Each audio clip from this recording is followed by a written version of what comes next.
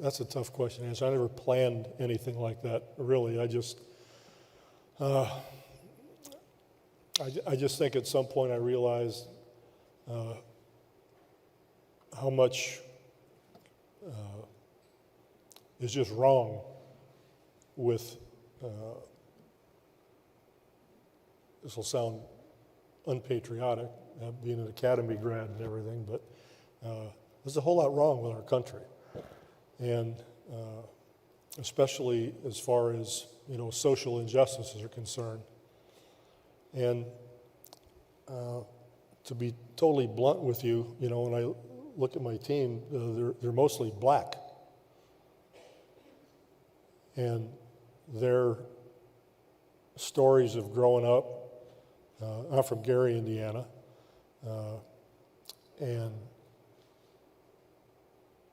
when you're aware of these injustices and you get a little older and not only do you hear the stories from your players about some of the things they had to endure as kids, and then you look at some other situation, like, our educational system it's in flux right now. We got people wanting to burn books and ban books and tell us that the people in slavery learned good lessons. Just ignorant, stupid stuff. And it's hard to just go to practice and think about, well, we're going to work on, ball movement and ball pressure or whatever it might be for that day, and say, okay, guys, good luck to you.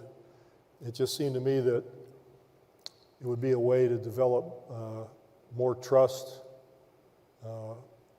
more love and concern for the individuals and the group as a whole if you actually brought something to light that was important. So that's when we started to have, speakers come in and talk about issues, and it was appreciated. The players learned a lot about each other, and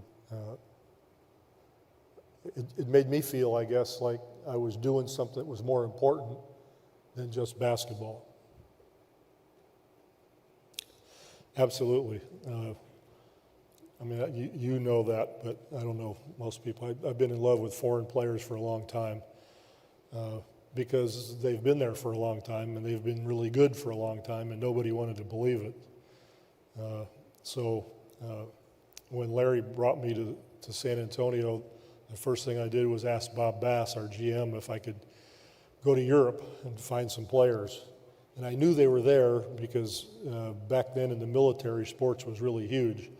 And I would always play on these inter-service, inter-deal tournaments around the world. And so I got to play in all kinds of places. And I'd see all these guys play.